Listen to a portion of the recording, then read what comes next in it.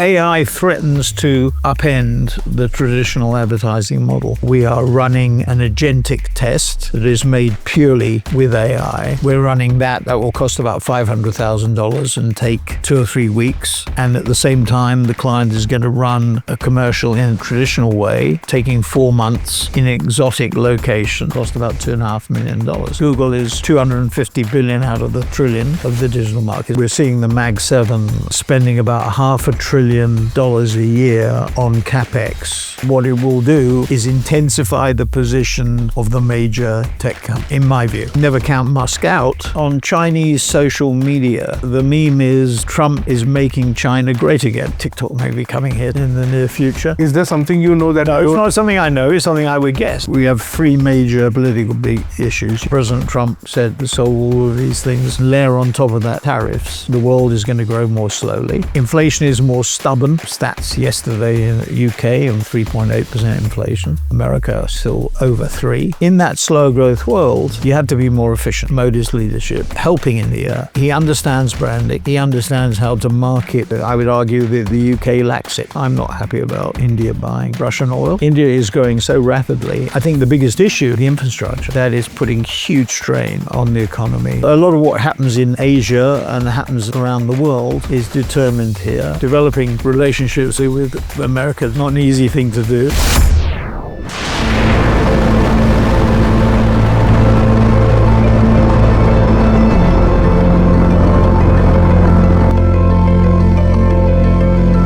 Hello and welcome to the Escape Velocity podcast by Outlook Business, where we talk to the movers, shakers, thinkers and doers of the tech and startup ecosystem.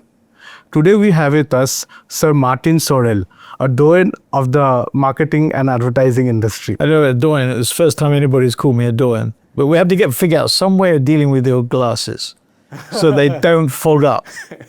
Sir, so I think the first question would be, what brings you to India again and again? You just told me that you came here in the 80s first. What brings you to India again and again? Well, first I'm interested always in what's happening in India. India as the 5th largest economy in the world, probably soon to be the 4th largest, and most populous country in the world. Needs more infrastructure, as we were talking about. I mean, that growth, that 6 or 7% growth in GDP puts greater and greater strains on infrastructure in all sorts of ways. But, India is one of the most important economies in the world. It's led by probably one of the most powerful and influential leaders in the world. Modi has really established brand India in a totally different way over the last few years, and certainly put India very much on the map. So a lot of what happens in Asia and happens around the world is determined here. And Indian entrepreneurs are a pretty fearsome bunch, not only domestically, but increasingly internationally. You see in the UK, Sunil Mittal, Mukesh Ambani, obviously, Mahindra. All these entrepreneurs, Adani, these entrepreneurs have not only impacted India, but increasingly impacting the rest of the world. So India is an important economy for S4 and for monks, important too. Obviously, in my previous existences at WPP and Saatchi's in advertising, India was an important economy as well. In a way, that was sort of happenstance, because when you and I were prepping for this, we were talking about when I first came here, and Saatchi's had businesses here, particularly when we bought businesses outside the UK. But when we built WPP, JWT had massive business here on the back of Unilever, as did Ogilvy. In 87, we bought JWT, in 89, Ogilvy.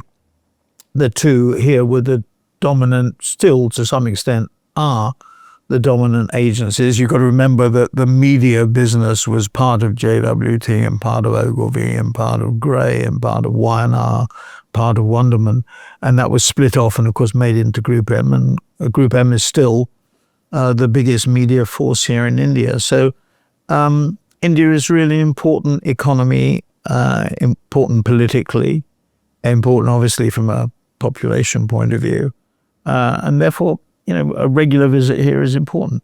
It's an interesting question you raise because not many leaders of the major global agencies come here as often as probably they should, given the weight and the significance of the number of people they employ.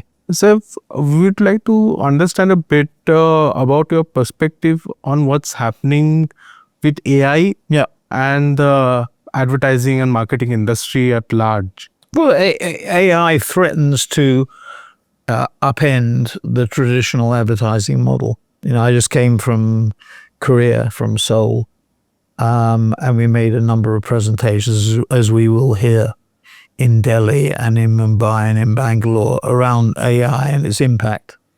But if you look at it in a very simple form, and it's affecting our business in 5 ways, which I can run through as quickly as I possibly can. But the first and probably most impactful is in visualization and copywriting. So if you simply put, to produce a piece of advertising for television or for the web, historically you would have a very expensive shoot in some far off land. You're doing a car commercial, a car launch commercial, might cost you $2.5 million and might take 3 or 4 months to produce and do the post-production. With AI, you can literally do it in weeks and it can cost a fraction of that.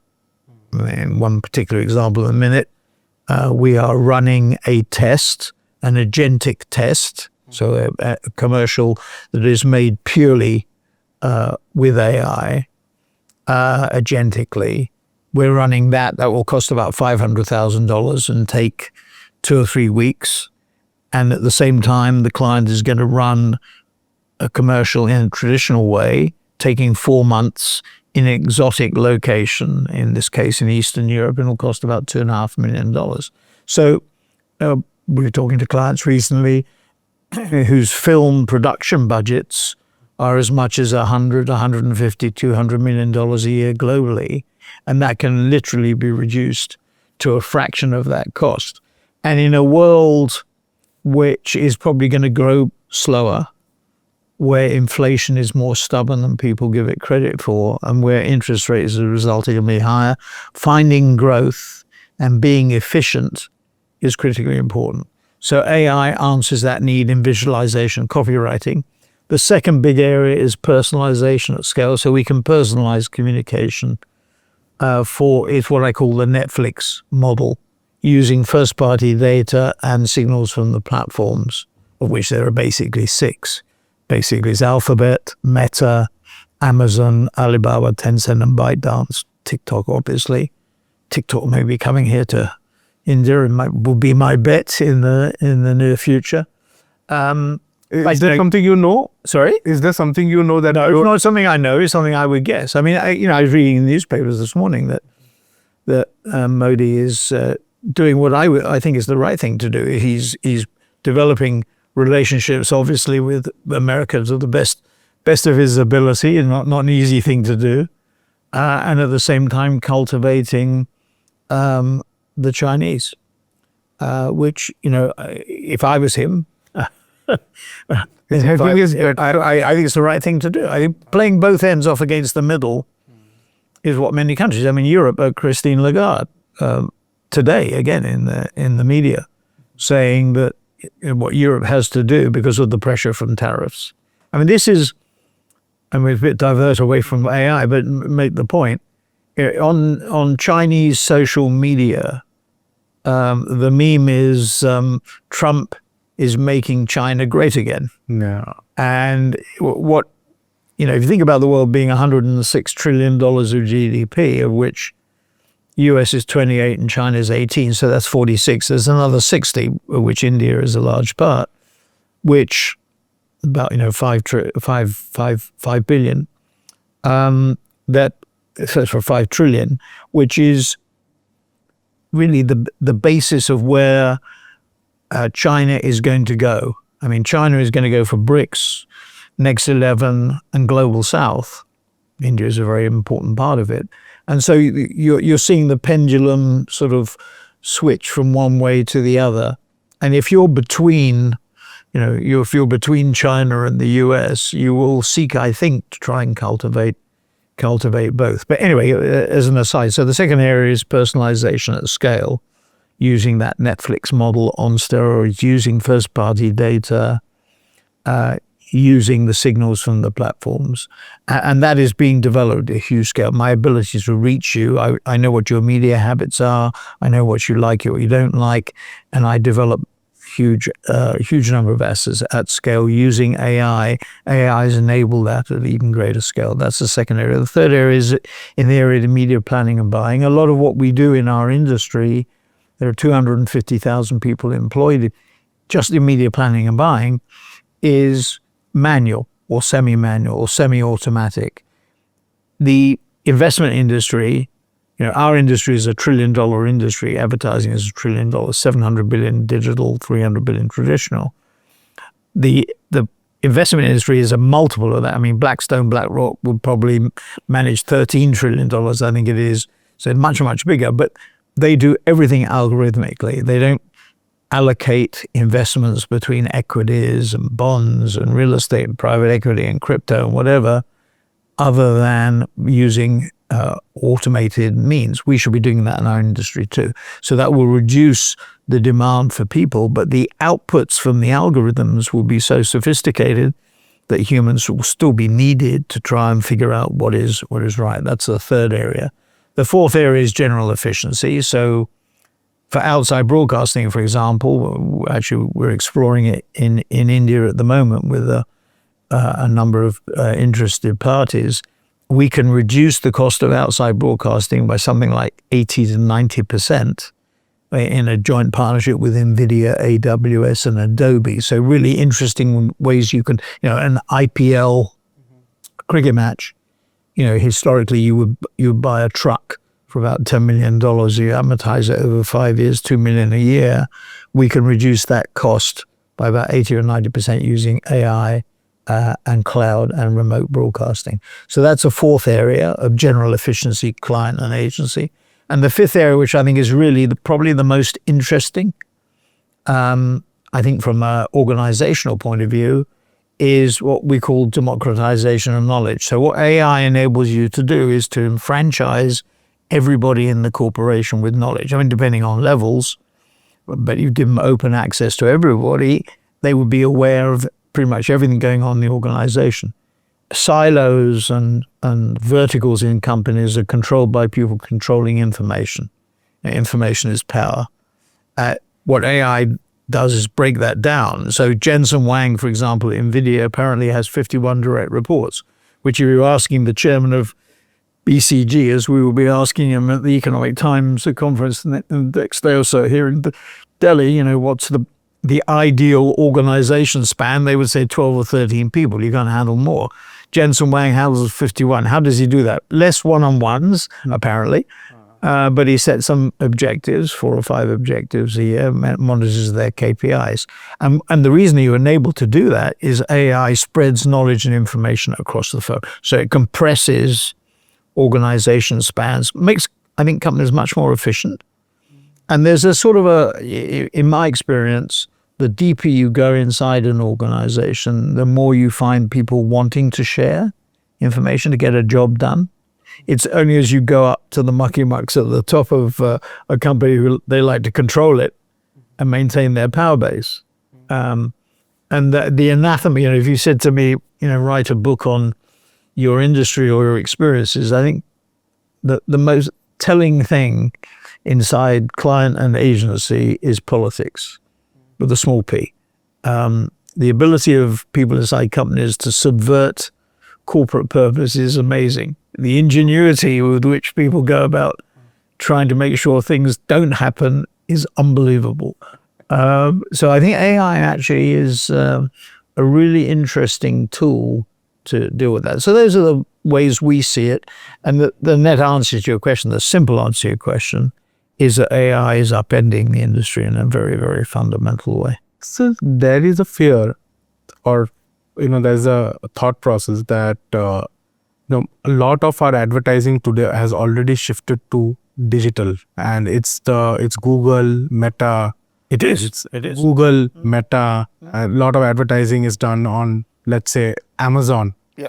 And a lot of this is programmatic and targets users, with our data. Now with agentic AI coming, where I can instruct an AI agent to or to buy certain thing for me, to buy a holiday for me or a jacket for me. So maybe I'm not looking at the ads anymore. So then who are you actually creating the ads for humans or AI agents? So is that something you... Well, the answer is you'll be doing it for both. But yeah, the point you're raising, I think, is underlying. Firstly, market structure. It's $1 trillion industry. It was last year. This is 700 billion is digital, growing at 10, 15, 20%. You look at the Q2 numbers from Alphabet, Meta, Amazon, growing at 10, 15, 20%.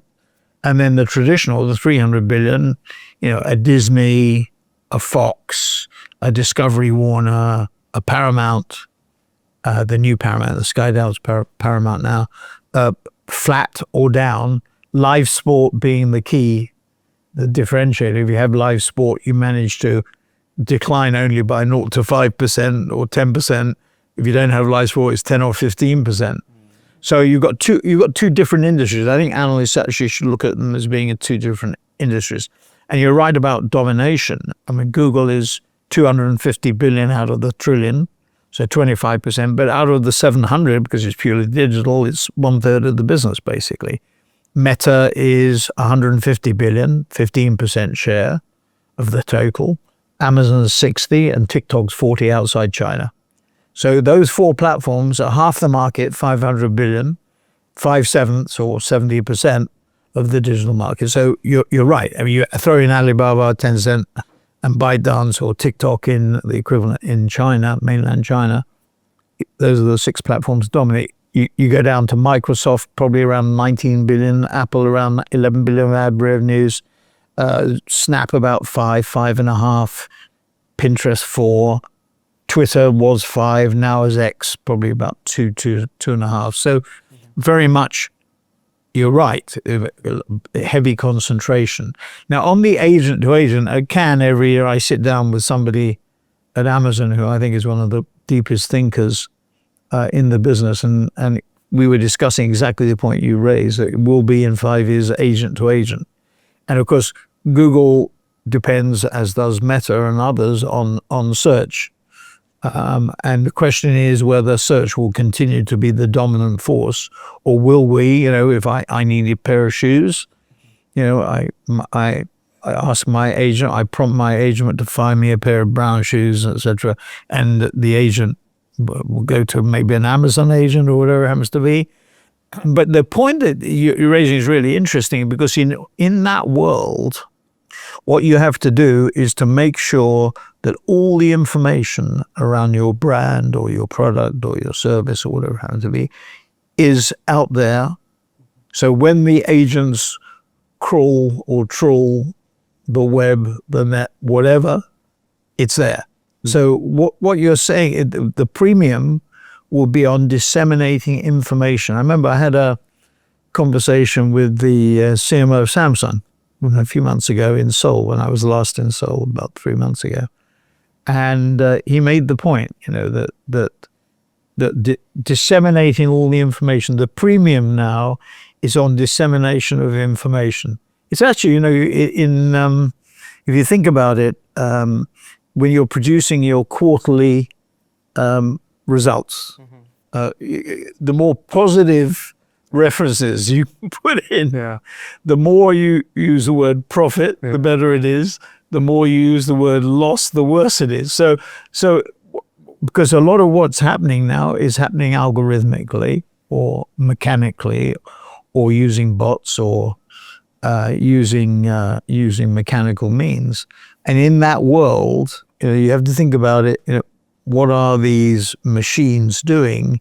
They're crawling and trawling and picking up all the information, all the data. So the more data you have out there, disseminating a message or whatever it happens to be, the more important it is. So I think you're right. I think the nature, what interesting just with Google actually in Korea the last couple of days, and their view, and I think they're right, obviously, is that the demand for search has actually increased as a result of what we've seen with ChatGPT and other alternatives to Google's own Gemini. Whether that's the case in the longer term is another case, or another story, because it may be over time that people become more attuned to using Gemini, ChatGPT, Perplexity, whatever it happens to be, and they will shop in a different way. And the advertising model, to the heart of your question, has to be different. It will have to be a model that is very different to the model that we've had already. So, we're going to upend the upenders, if you like, in terms of that. And that may, to be frank, might have been one of the reasons why Alphabet was slower to introduce AI and Gemini. Because if you go back in time, who was the first there? Google was the first there in 2014 with DeepMind. Yeah. Right. So they were the ones to write the paper. Absolutely. So why was it? So they were worried about hallucination. They were worried about the existential threat. Jeffrey Hinton, whatever his name was, resigned from DeepMind, went, I think, a professor at University of Toronto. So they were worried about that. But the third reason might have been worried about disintermediation of search, which I think is in the longer term a big question mark. So if the disintermediation happens, then you think, because in the last 10, 15 years, the 2-3 platforms which have ruled the roost, then maybe we'll have new platforms. Well, no, I don't think you'll have new platforms. I think those platforms will adjust.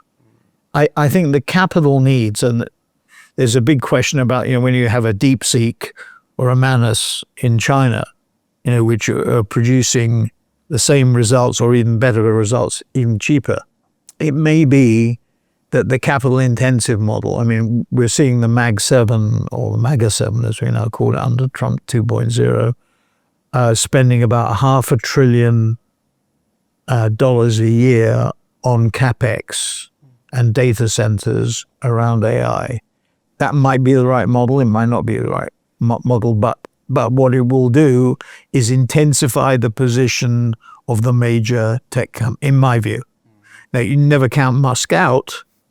They will always say, but basically, Sam Altman OpenAI is an extension of Microsoft, at least to a major part. So the big players are going to be the six that I already mentioned: Alphabet, Meta, Amazon, Alibaba, Tencent, ByteDance, plus Nvidia, obviously, plus Musk, throw him into the mix, plus Apple, plus Microsoft, plus probably Adobe, Oracle, and Salesforce. Those, to my mind, are going to be the big players. Adobe, Oracle, and Salesforce are coming up against the software problem of high pressure salesmanship, broad spectrum of software which clients have to take in their entirety. So you're getting, for example, Adobe Firefly is coming under pressure from Canva. Canva, Australian originally, aimed at small and medium-sized enterprise, is now starting to push up into enterprise and obviously attack Adobe and Adobe Firefly. So you're getting pressure from that end. You've also got, the platforms like Runway and Minimax and Luma, who all three we're quite close to, one Chinese, two Western, which are the video platforms that are being used to create AI films, etc. So there is some heavy competition and thing, but I think fundamentally those big companies I mentioned, the six big platforms plus the software companies and Apple and Microsoft and Nvidia, are the ones that are going to continue to be the big players, unless the regulator decides in some way, shape or form to break them up. And I think that's a really interesting question. In the case of China, when Jack Ma stepped out of line and was slapped on the wrist, I think now back in the fold again, but when he was slapped on the wrist, I think President Xi or people who worked for him indicated they were going to break Alibaba up into 6, 7 or 8 parts. That has not happened. So it doesn't appear to happen. Why is that? And I think the Chinese government understands that big tech is important from the point of view of sort of big safety, security, that having big tech companies is, you see it in the war in Ukraine, you see it in the war in the Middle East, you see it in that drones and drone technology, bot technology are really important from a defense point of view and from offense point of view. So having big tech is really important from that point of view too. So I have 2 connected questions. Yeah. One, there was in the first modern era of advertising, it was all these, genius creative people who were kind of the hero. And then there was data and platforms in the last 20 years. One question is, what do you think in the AI age, in the next 20 years, will be the hero in advertising? Well, yeah, but you're presenting and connecting, and I'll connect a question. Yeah, but if you're a 25-year-old today, okay, then what should you kind of focus on if you're in marketing and advertising? Well, the answer is both. The answer is both. You see, I mean, you sound a bit like those rose-tinted spectacle romantics who go back to Mad Men and Don Draper. The fact is, it is both. Yeah. Okay. So I could argue that the human creative element is going to be even more important. I mean, if everybody's bombarding, this is the James Quincy point at CEO Coca-Cola when he said, if everybody's bombarding you with personalized messages, what's the difference? And the answer is, you have to make the difference. So the creative dimension, the strategic dimension, the creative dimension is still super important. Let's be romantic, still the most important part of it. Having said that, data doesn't destroy it. Data informs it. Technology doesn't destroy it or replace it. It enhances it. I mean, if I have deep insight about what makes you tick, I'm more likely to trigger the emotional and psychological things that I'm trying to get to in order to get you to purchase whatever it is I'm trying to sell you. So I think you have to get attuned to the fact that these things are not the enemy of creative. I mean, everyone in our industry loves the idea of, you up until 3 or 4 in the morning, you come home late at night, you grab an hour's sleep, you shower, you shave, you put on your suit and a nice crisp white shirt and tie, whatever. You walk into a room at 9 o'clock and you do a 5-minute presentation and the client says, I buy it. It doesn't work like that. I wish it did, but it doesn't work like that. What you have to do is you have to harness the strategic, the creative, the data, and the tech platform. So I think it actually makes it more effective, not less effective. But in a world where we're getting 600 million signals a day or whatever the figure is, that creative dimension, strategic dimension, creative dimension, harnessing the data, harnessing the technology becomes even more important. So I would argue, so coming back to your question about the kids, if you're a kid now and you were starting, the answer is you have to have all of them. You have to have the strategic, you have to have the creative, you have to have the data insight, and you have to have the technological understanding. We have 7,000 people in 33 countries. And if they have one strong virtue, I think it is they do understand the impact of technology on our industry. And they are super good at understanding what that means for clients in terms of advertising and marketing. But you've got to look at it as a continuum. It's not an either or. Everybody in our industry likes to try and pick out an either or an or. The answer is you have to do everything. Sir, now I would like to move to your thoughts on India. Yeah. You have been coming here since the 80s. Yeah. For almost going to be 5 decades. Yeah. So how do you think has India changed And how do you think its perception in the world has changed over the decades? And another thing is, has it lived up to the expectations maybe of the 90s, of the... It was beyond, I think. I think beyond. I mean, I think the world has changed. I mean, the last 30, 40 years, high growth, low inflation, low interest rates. We're now, we have three major political big issues: U.S.-China relations or lack of them, Russia. I would say Russia, but it's not just about Ukraine, and Iran, the Middle East, and Iran and its proxies. I think those three problems. I mean, President Trump said in his election campaign he would solve all of these things very quickly, and he's finding it's a little bit more difficult he's making great efforts, but a little bit more difficult than it was built. With those three problems, and then layer on top of that tariffs, I think the world is going to grow more slowly, irrespective of the tariffs. I mean, it would have done anyway, but tariffs make it even more difficult. More slowly, inflation is more stubborn than people think. Stats yesterday in the UK, 3.8% inflation. America still over 3%. And interest rates as a result higher than we've been used to. In that world, two things are important, I think, for our clients. Firstly, you have to pick the geographies to grow much more carefully than you did before. Before it was Ted Levitt, globalization, consumers consuming everything everywhere in the same way. I'm not saying it's gone completely, but it's certainly much more muted. So you have to pick your growth areas. So North and South America, the Middle East, Asia, qualifier on China. If you're big in China, given the Taiwan risk, do you really want to be bigger?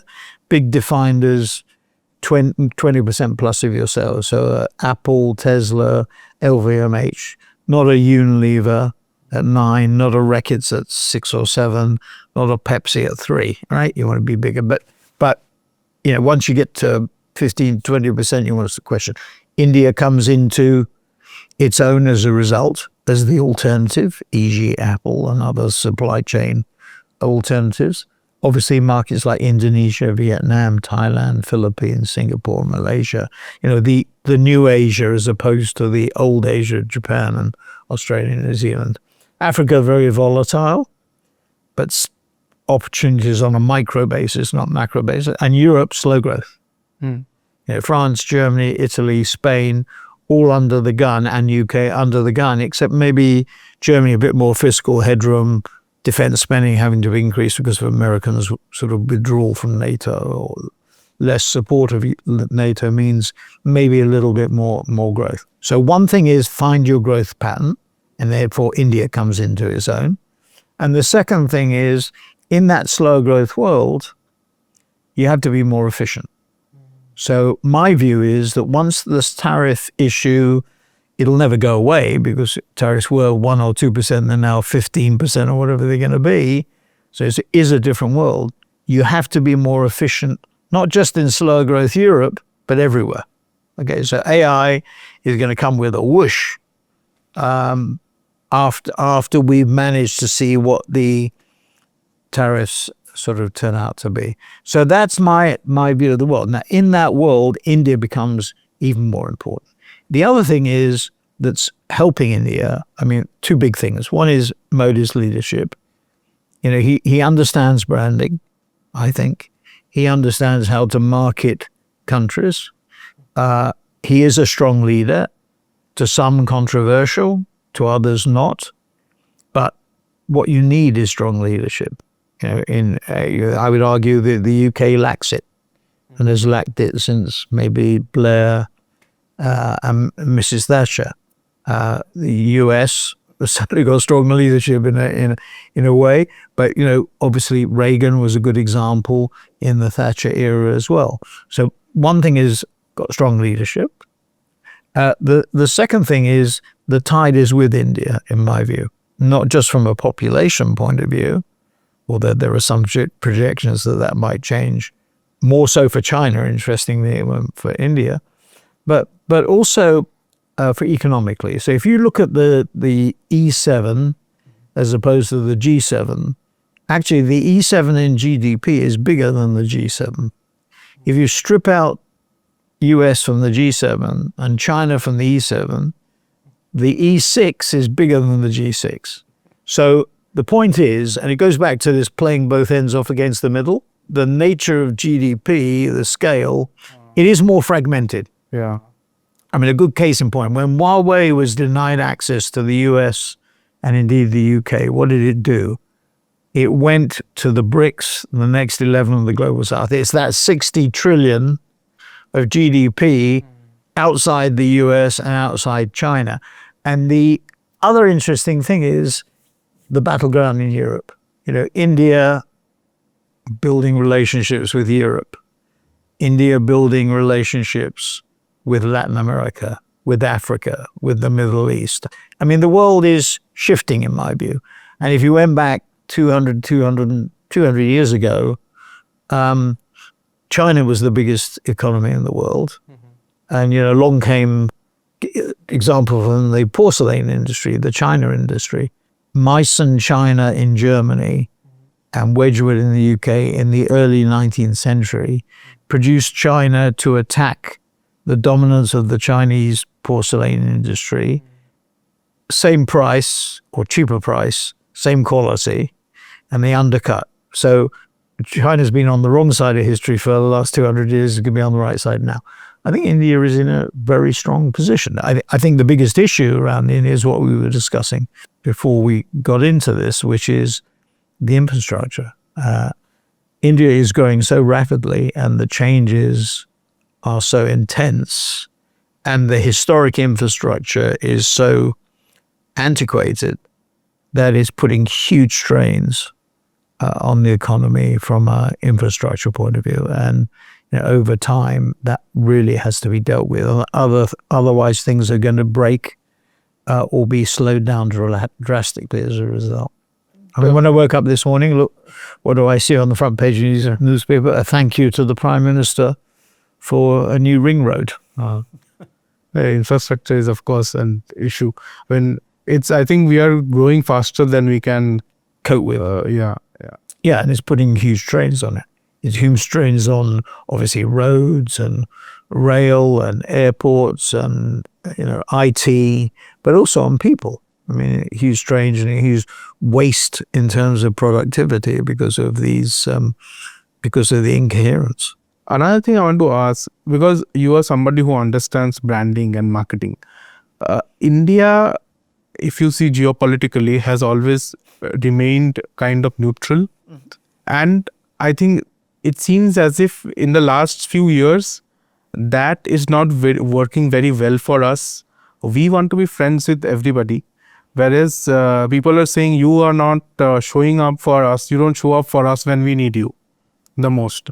So do you have any advice for India, for Modi, in terms of how do we kind of improve our brand image on that front?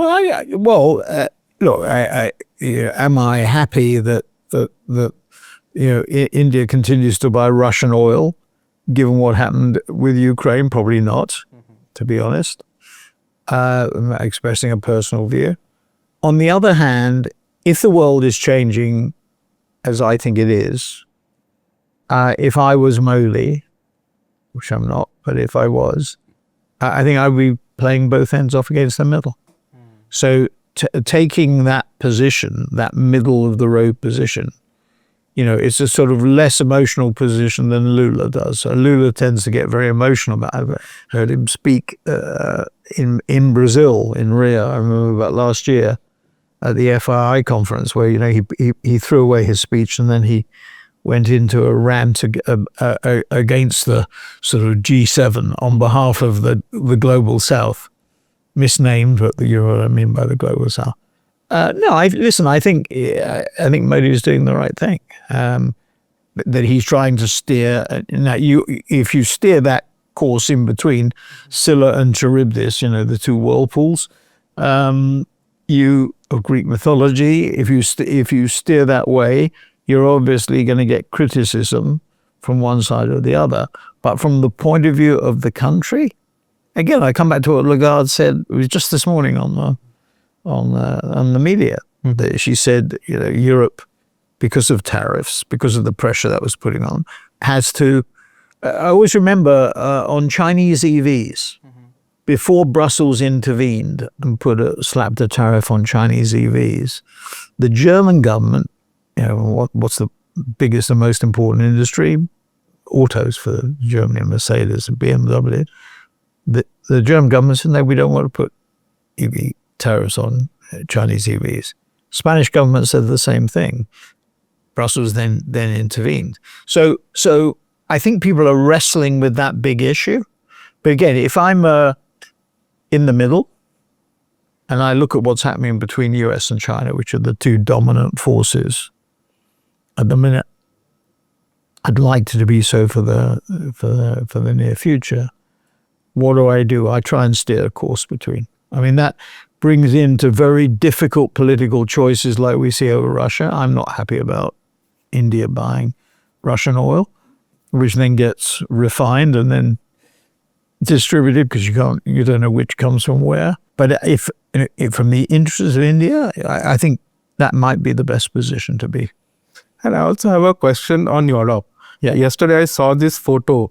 It was viral on Twitter. The caption was, Trump sitting behind his desk in the Oval Office with schooling all the heads of state. The 8 dwarfs. So, and I saw that, a lot of people from Europe were talking about, how Europe has kind of become a vassal. That's what they were talking about. Well, I think it's more subtle than that. Maybe it's not. And I think when the Ukraine incident happened, when Trump and Zelensky had a kind of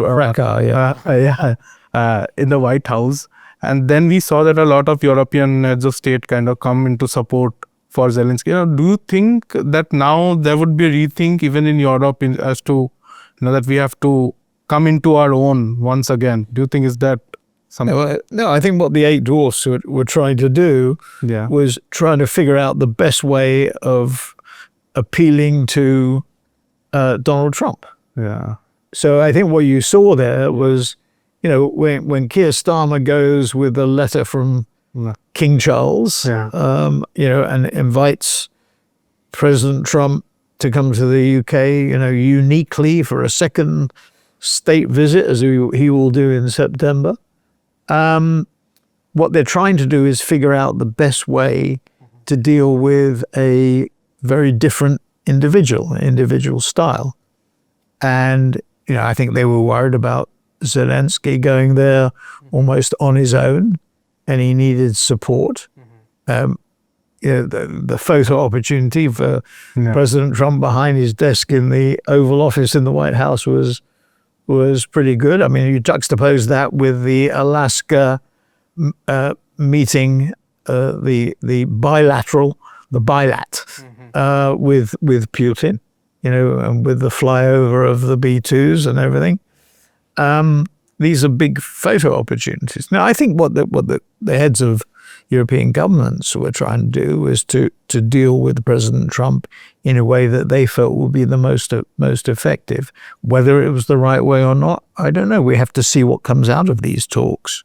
So far, we don't seem to have made as much progress as we would probably all like. But listen, you can't fault Trump on 2 counts. One is, if you don't communicate, you won't get anywhere. So you have to communicate. And number 2, he's trying to get something done. And if you have 2 opposing forces who are not talking to one another, it means you won't get anywhere, and it can be quite dangerous because you can be misinterpreting one another. So it's better that people are talking than not. But no, I just think they were trying to figure out the best way of dealing with Zelensky going there. Do you think that Europe is maybe kind of thinking about, are we done with 50 years of being tutored? Should we again, because... Well, I think it's what goes back to what I said before. I think the world has changed. So I think we've lived through 40 or 50 years, pretty golden years. Certainly relatively peaceful, and we have had conflicts, relatively peaceful since World War II. And I think we're going into a world which is much more fragmented. Therefore, clients, companies have got to look for their growth much more carefully. Therefore, big opportunity for India. And we have to become more efficient because the world is going to go more slowly with more inflation and higher interest rates. And therefore, a good opportunity for India as well, because tech is the heartland of much of what can be done in India. Having said that, what AI does, President Trump's right that manufacturing will go back. It will go back to the US. I mean, he wants it back in the US. It will go back to the US. But what's going to happen is that the bottom end of the manufacturing pyramid is going to be hollowed out by AI. And those jobs that came to India, this is a really important point, I think. Those India, for example, or other outsourcing, South America would be another example of it, Argentina, Brazil, Colombia, Mexico. Those jobs will be hollowed out in those outsourced countries. So you're already, TCS, for example, lays off 2% of its. Why is that? Well, partly that's because AI is hollowing out the bottom of the manufacturing pyramid in America. So Trump's right, manufacturing will go back to America, but it's not going to create jobs. It's going to create more jobs for bots. There are going to be more robots doing the manufacturing. And that outsourcing, I was talking to actually Deputy Consul General, I think it's called, in the UK, in India, and we were discussing this very point. And there are signs already of the outsourcing industry in India being affected by the sort of insourcing of jobs for bots in manufacturing at the bottom of the pyramid in the US. So I think it's a really interesting changes. So big opportunity for India from a tech point of view, but you're going to have to adjust the model. So coming to the last section of this podcast, so I want to ask you, you have been, working so hard over the decades, you have achieved so much, and you are still at it. So you're still putting in the hours. What still drives you? Are there ambitions which are still? It's interest. I mean, I don't play golf. Golf is an old man's game. No. So it's just Or is it a wealthy man's game? Sorry? Is it a wealthy man's? Is it a rich man's game? Golf. Is it a wealthy man's game? No, it's an old man's game. Okay. You play on public courses. You don't, I suppose you have to get the equipment and everything, but you still, no, I'm not about wealthy man's game. I thought it was an old man's game. Or woman's game, maybe. So, no, it's just interesting. I think, the industry has always been very interesting because it exposes you to all verticals, government, NGOs, everything. So politics. So it's advertising and marketing is really interesting because it affects every aspect of life. In politics, if you harness modern technology in an effective way, aligning it to strategic and creative, as we discussed before, along with data, you can be much more effective in political campaigns than if you don't. So it really permeates pretty much everything we do. So I think it's really interesting. Are there any unfulfilled ambitions, things that you still? Just make S4 as successful as you possibly can, because we've had our trials and our tribulations.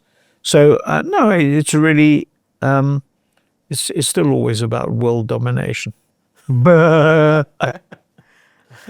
Thank you, Sir Sorell, for your time. Thank you. I hope your visit to it. And your glasses didn't mist up. I have to change my glasses. Thank you very much indeed. Thank you. Thanks.